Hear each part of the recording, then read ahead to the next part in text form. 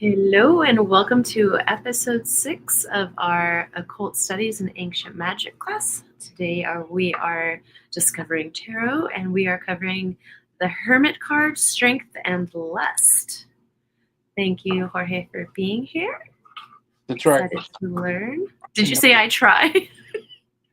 Or what? I said thank you for being here and I just heard I try. I don't know. I didn't say anything. Oh. Did I say something? Maybe you listen. Maybe you can hear my thoughts. That happens to me a lot. People are like, "How?" Like, I don't know. I'm sorry. I'm a witch.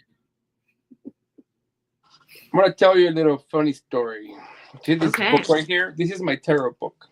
Wow. But is that a notebook or like a book that was written with notes? This is the Golden Dawn book by Israel Regardie, but this is the heavy duty edition. Yeah. I got this back in 1999. And this book, actually, I bought it right off when Amazon first started selling books. Oh, wow. I think that was 1999 or close to 1999. I was like the first year that Amazon started selling books, or like pretty close to there. And someone was selling this book used, because back then, poor college student, I was buying my textbooks off of Amazon. And then I thought, all the members of my Golden Dawn Lodge had this book, but it was just pretty and with a spine, and it had a yellow cover, like dust cover. Okay. And this one came up for $15. Wow. And the reason why is because it didn't have a spine. He said the reason I'm selling is because it didn't have a spine. Anyway, later I found out through the notes inside this book that it belonged to this woman called Benabel or Jenabel, something like that. She has published books and tarot decks. She's pretty, I don't know, she's relatively famous. I think by profession, she's a lawyer. Oh, wow. She used to be part of my lodge when like the big famous people were there. Like David Griffin, like Donald Michael Craig, and her, and some other people that kind of became famous. And so I got her book, but the cool thing about their book is that she has a bunch of little notes. Oh, cool. Particularly on tarot. Like the other stuff, I don't think she really cares that much about the other stuff. Or maybe because, like, obviously, like, she has like bent pages. There's like a little coffee stain, I think, here. I don't know. It's like I have a little bit of her history. That's so cool. In this book. And so the reason why I'm bringing this up is because here, I don't know if you can see it, on number 8 in the strength, it says lust. Oh, yeah. Yeah, you can see it. So she wrote that down. That's her handwriting. And so this is what it says. This is, oh, by the way, so we're going, once again, sorry for the Golden Dawn history. No, I love it. The text was kind of adapted by a name named Hyatt. I think he's still alive, but the original book T was written by a Frater DDCF, which stands for Deo Duque Comite Ferro, which is MacGregor Matters. Oh, wow. So he is the one that wrote book T. He's the one that dictated all of the instructions for the creation of the Thoth deck and the Rider-Waite deck. But in this one, Benabel, she writes lust. And this is what MacGregor Matters says. In former times and in other decks, 8 justice and 11 fortitude were transposed. Courage, strength, fortitude, power not arrested as in act of judgment, but passing by further action, sometimes obstinacy, etc. Compared with 11 justice. This is the reason why Crowley transposed these two cards that we're talking about today. He transposed the 8 and the and justice. But then Jennifer, also very Crowley-like, in number 11, she wrote adjustment. And so she was probably working with a Thoth deck when she was reading this. And then Justice says the following. He says, eternal justice, balance. This is MacGregor Mathers speaking. Eternal justice, balance, strength, and force, but arrested as in an active judgment compared with 8, fortitude. Also in combination with other cards, legal proceedings, court of law, trial, and law. Of course, that was probably high at the end, because he starts.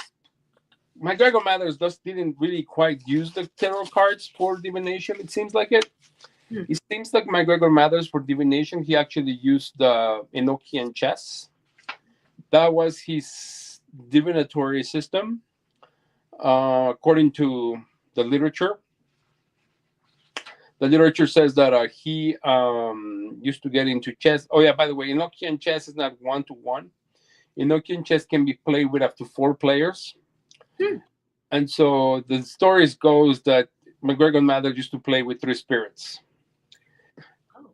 And so, that's the story. So anyway, let's start with strength. And we need to start with the basics, because it is really hard to try to make sense of these cards, because this is the time where things get interesting.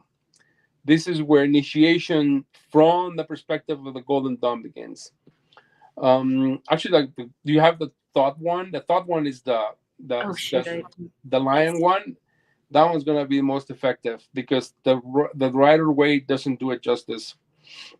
One sec, I forgot to change this when I changed everything out, and I can make that happen in 2 seconds. No worries. While you do that, I'll read the definition per MacGregor Mathers. It says the strength. This also represents the mastery of the lower by the higher. But in this case, it is the soul which holds in check the passions. Although her feet are planted on earth, and the dark veil still floats about her head and clinging about her. The colors, of course, very English, pale greenish yellow, black, yellowish gray, and reddish amber, suggest the steadfast endurance and fortitude required. But the deep rose, which is the flashing color in the greenish yellow, gives the motive power. Now, the reason why we're bringing the Thoth deck is because the Thoth deck has all of those just described features. The Rider-Waite does not. The Rider-Waite is very simple. It tries to somehow elucidate those colors, but the flower, the reddish amber flower, is not there. The flashing color of the greenish yellow gives motive of power, is not there.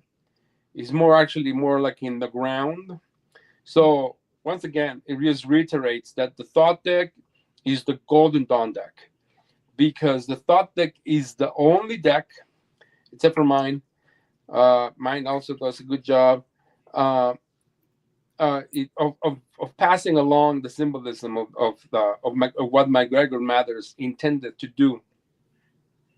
And so let's try to break it down. Like, all of these colors are super complicated. And in fact, how am I gonna do this? How will I do this? I don't know. This is probably gonna be, I should have done this before, because it's gonna be wasting your time. But let me pull out my book, because I think that is the best way to try to break it down, even though it's probably going to waste a little bit of your time. Oh, there's no such thing. But my book has the best descriptions on colors. Otherwise, or there's probably a better one. I don't know. In the book T it is, but it's all over the place. So bear with me.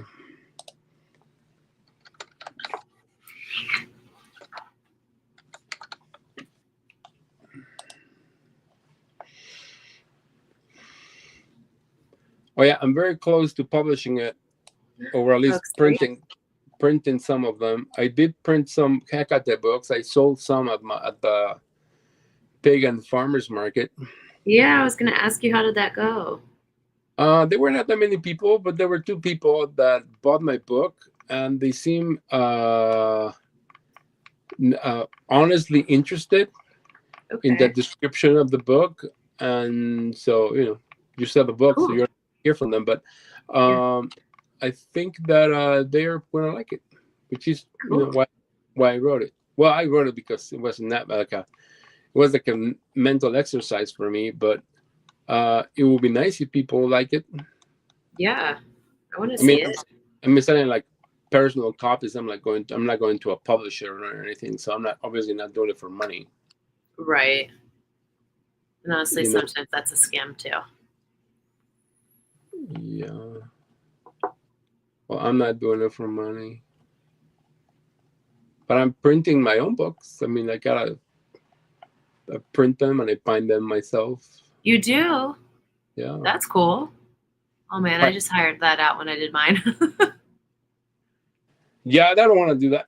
I don't know. Yeah. It's Okay, a lot of work. Weird. so here is my cheat sheet, and so the colors: pale yellowish green.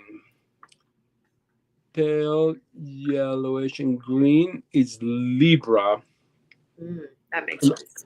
and also the letter Lameth. So the pale yellowish green, it's the balance.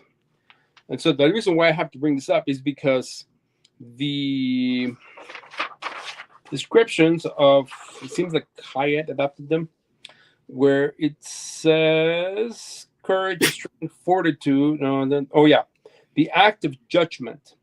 So Libra here is represented by a color. It is not represented by a sign, it's represented by a color. And so the judgment.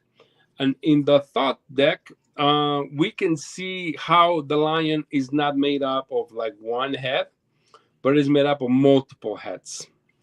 And so that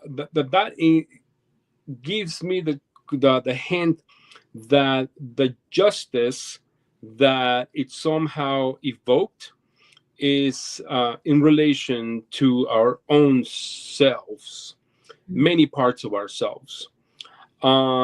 Lust, for example, that the reason why I think Crawley called, I mean, I wish there was more explanation because there are many notes from MacGregor Mathers that are missing. But we do know that MacGregor Mathers, like I said, he used those two cards interchangeably. And so why is it lust? And why is there balance? And actually, before we get into the lust part, yellowish green. Yellow, it's Mercury, which is wisdom. And the gray is kind of like faded wisdom. It's kind of like not quite there. And then the reddish amber is Taurus. So the colors are certainly telling us a story within here. And then Crowley also uses a lot of purple at the bottom with a bunch of faces, which I don't think purple is described by MacGregor Mathers. That's weird though, right? Because purple's such like a powerful color and it means so much in so many things. Yes, but Mathers was very intentional. Mm-hmm. And Crawley, and it seems like Crawley was an a-hole to Harris. And so he also gave her a hard time to include certain things. Mm-hmm. And so, but then why did he include purple? Purple is Aquarius. And let's start breaking it down. And so why is it lust? For Crawley, who was not a very, shall we say, reserved person, to say the least, he was a very lustful person. Not only lust for carnal appetite, but also lust for power, lust for experience, lust for everything. Crawley was a person that wanted to engage with the darker and sometimes even the lighter aspects of life as much as possible. And so therefore the balance here, it's thrown off. But also we need the balance for us to be able to know how far we have deviated from a particular,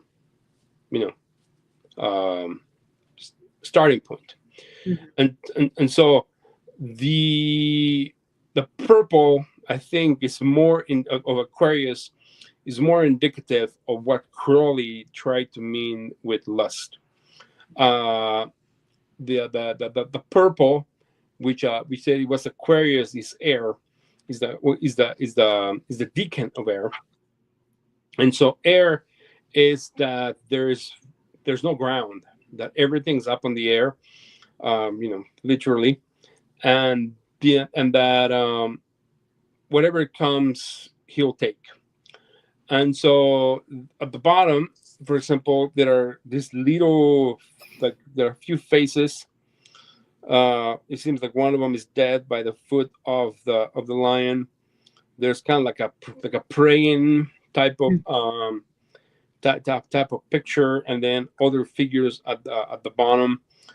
Those seem to me Crowley's father. I think he was a priest, and so those could be the hands of his father, the hands of his father, the prince.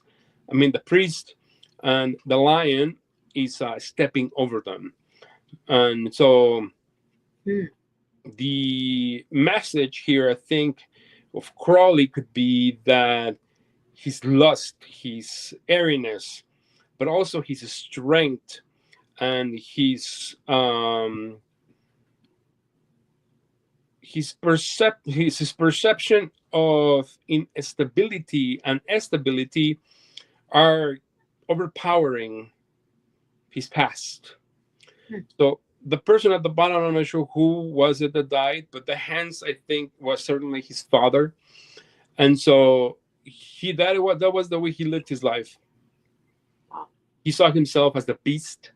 A lion can be a form of beast, and the faces about him can certainly have been people that inspired him, people that he considered to be virtuous, or maybe not their masters, but kind of like guides, or someone that inspired him to become who he became. But I think he saw himself as this lion. His tail has a lion's head, and that is kind of like him, the cauda draconis, the tail of the dragon. He was certainly, he didn't see himself as a hermetist, which is a hermetist is kind of like all virtue, all chastity, all wisdom, all knowledge. But instead, he explored the darker aspects of the consciousness, and so I think that is what he means by him being the beast at the tail and not at the head. The head, could have been like Hermes Trismegistus. It could have been like Thoth, like Iamblichus. It could have been, Plotinus, Iamblichus. It could have been MacGregor Mathers. It could have been one of the Knights Templar, so on and so forth. And then, of course, he always, Crowley had his ladies, who is sitting on top of the beast. And the particular woman here who appears naked, she has the reins of the lion. And so basically saying that it is his lust for women, sometimes men for him, that controlled his lust. And so Crowley definitely exploited the symbolism of that interchangeability that MacGregor Mathers described. On the side of the Rider-Waite, which was kind of described by Waite and drawn by Pixie Smith, this card is a little bit more hermetic, I guess, or Catholic. Yeah. But it does not explain a lot of things. And this one is, Waite was he was a Freemason. And in Freemasonry, the main sign of the Freemasons is a square and compass. And the square and compass is the compass is to circumscribe our passions and live with and circumscribe our due bounds.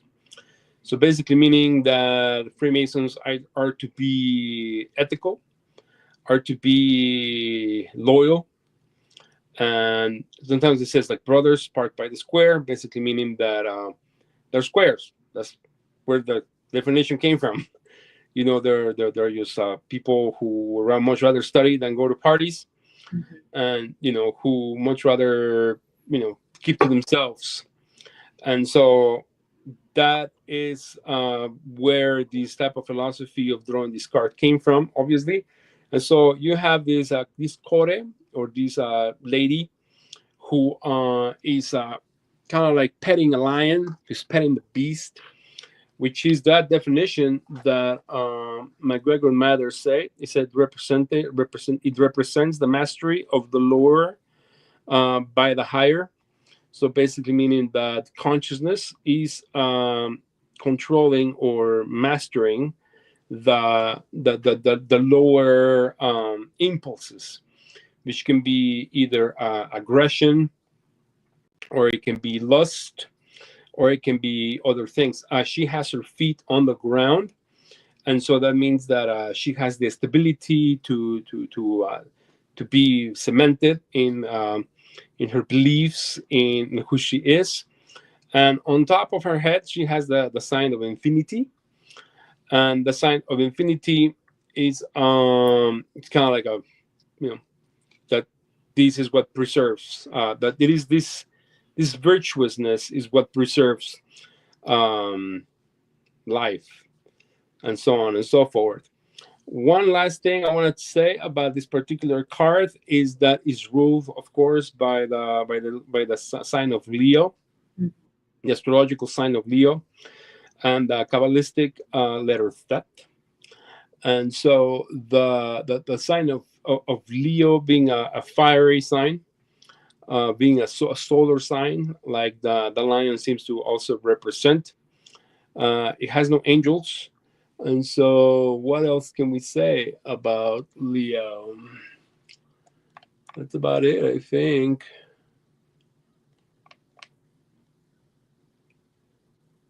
We can talk a little bit about, since I have my book up.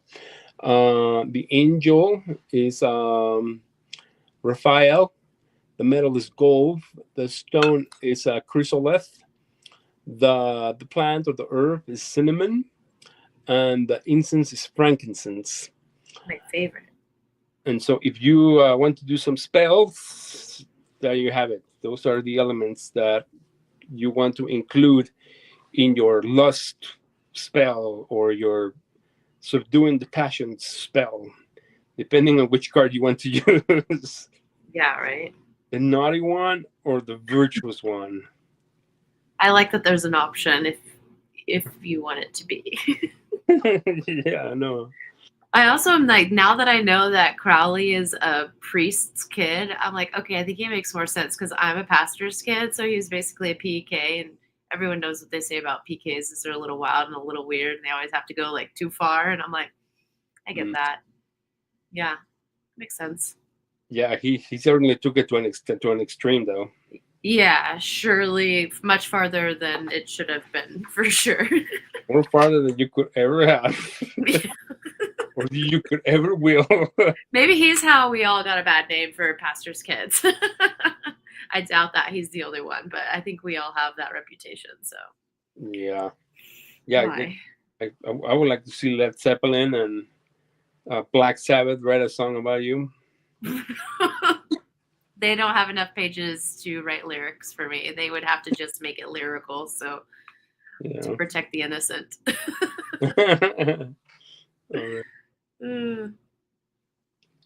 Are you ready for the Hermit? Oh yes, the Hermit. This one's cool. Yeah. This is where it starts to get interesting in the Hermit, because of the following. The Hermit, wisdom sought and obtained from above, divine inspiration, but active as opposed to that of the lovers.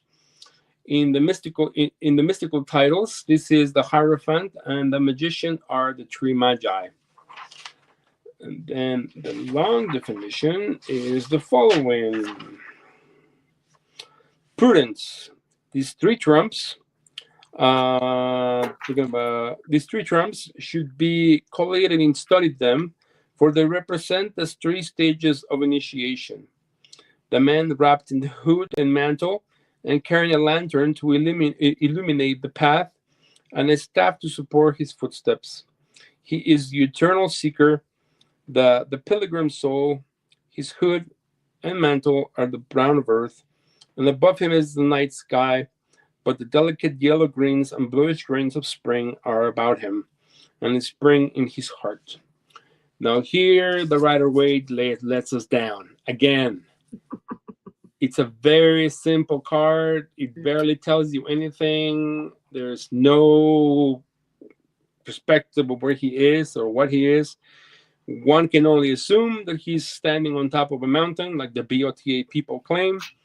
And because there's kind of like a blue in the back and it looks like skies, but it doesn't have any clouds, and so we don't know.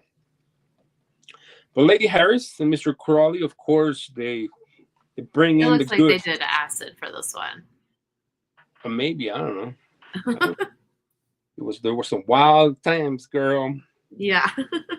I think I was born in the wrong time. Yeah.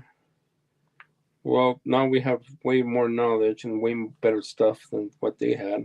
And probably better ethics. Probably better ethics. I don't know about that. I like to think. I don't know about that. Okay, so here we're talking about eliminate the path. The path in the Rider-Waite, there's no path. He seems to be on top of something and he's looking down. That's why people think that he's on top of a mountain, because he's looking down. Is the path down? It's like, that's why the Rider-Waite, it really pisses me off. It doesn't tell you much, and what it does tell you is completely opposite of what the card's supposed to say. Is the path. Now, the Crawley one, he is not only lighting the path to himself, which is kind of like into the unknown, the unconscious, and he's also lighting the path, which is carrying Cerberus. That three-headed dog right there, that's Cerberus. And very Crawley, that's him. He's the Hierophant. And so if you notice, when it says these three trumps should be collated into study them, for they represent the three stages of initiation. Crawley as the beast, Crawley as the Hierophant, the master, the hermit, going through, through the darkness. And of course, he's also the charioteer, the one that rides the destiny. He's the man. Crawley kind of self-absorbed. He's wrapped in a hood and mantle. We get that from Rider-Waite, but not very much. Carrying a lantern to illuminate the path and a staff to support his footsteps. In the Thoth one, his staff is light, which I think is very beautiful, instead of like a real wooden staff. And also, if you notice, the staff of the Rider-Waite is yellow instead of brown. And so that represents light. And so that is a little hint that a lot of people miss in the Rider-Waite, that is solar light. And his little lantern has a 6-rayed star. And the 6-rayed star is a representative of the above and the as above, so below, and as below, so above, as without, as within, as within, as without. And so it has that kind of like interchangeability, which also the Thoth deck also is saying the same thing, but in a way grandeur thing, and it is more like a septagram. The strip, of course, is Crawley, so it's not only as above, so below, it's also kind of like in between. There's him, the master, but also not necessarily the master, as the master, but a master. And so the story behind, well, not the story, but kind of like the moral behind the master is that he is the one that lights the path, and then the light is, and then we uncover light, and the more light we uncover, the greater grace we receive. And so both cards are should be telling the same story, but they're both kind of cryptic, and it's a kind of hard to face that. But we have a little bit of that particular symbolism. We see Phineas again in the Thoth deck, which that egg with the snake of kind of like there's this hidden potential or hidden life, and then the snake tries to contain it, and then the hermit is the one that finds it, and it's going to try to unwrap it and reveal the life or reveal the light that's inside, that potential that's inside, which is a very cool to me thing, because I don't know if anybody were to call me anything. I hate the term witch. If anything, I would like to consider myself a Neoplatonic theurgist, and that is exactly what the Neoplatonic theurgist does. He tries to fill himself with light, either through reading, or even through study, or even through practical magic, or either through invoking gods, or a combination of one or two or three or the four above. And so therefore, that is what Neoplatonic theurgists do. They are uncovering light constantly, and most of the time all by themselves. Sometimes they come into the light, but not very much. And so why do we see Cerberus in the Thoth deck? Is because going through this in search of light can be hell. It's just, and sometimes the Cerberus wants to kind of like derail us from our path, or punish us for the bad things that we have done, and sometimes we do get punished. Another thing that we can see is these I don't know, called staffs. What do you call them? The wheat sheets. What do you call them? Sheets of wheat or something. Yeah, I know what you mean, but I can't think of the word. But anyway, that is surrounding the hermit, of basically saying that there's fruits of nourishment everywhere. The light within itself is nourishment. Now, that little snake thingy that comes from below, I have no idea what it is. If anybody in the chat knows, please illuminate me. I do not know what that means. Well, what else we have? The colors also in this one are telling us a little bit more part of the story. We have brown earth. Brown is significant of kind of like how should we say it? It's kind of like fire, but more like old known fire.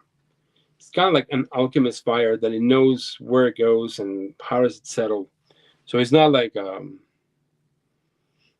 fool's fire, which is all vibrant and yellow and red. It's kind of like burning. It's more like this fire has more direction. And so the one you're going to roast marshmallows over. Kind of, yeah. It's more control. Correct. It's more control. Pilgrim of the Soul, we kind of covered that, like going through hell. Above him is the night sky, which that's more of a Rider-Waite type of thing. Actually, yours is yellow. Mine is kind of like aqua. It's weird. Every time I search these, there's like so many different colors on the internet, and I'm like trying to find the one that matches the deck I have because I don't have any other reference. Yeah, it's like I don't even know. It's like yeah. It's so interesting. It really doesn't tell you much. Thank goodness. And God bless Crowley for creating Harris for creating the Thoth deck, because there are no good cards out there that can actually represent a bunch of stuff, except for mine. Yellow green. Is there a yellow green? I don't see a yellow green. I see green as Scorpio. Of course, yellow kind of Mercury. So Mercury is kind of like the Hermes of the Hermit. That's probably even where the name came from Hermes. Mm. And Scorpio is kind of like a adamant, powerful, master of the waters, interchangeable type of guy. So yeah, that's what we got on this one, Miss Julie. Nice. That's so interesting. It's crazy how different these cards are, but also I couldn't figure out that this was a man holding a light to save my life until I was like, oh, should I see it? Okay. What did you think it was? Like, obviously, the first thing you see is like the light and then Cerberus. I couldn't make out that was a man in the back. I wasn't really sure. I was just like, interesting. And I saw, I don't know, like origami.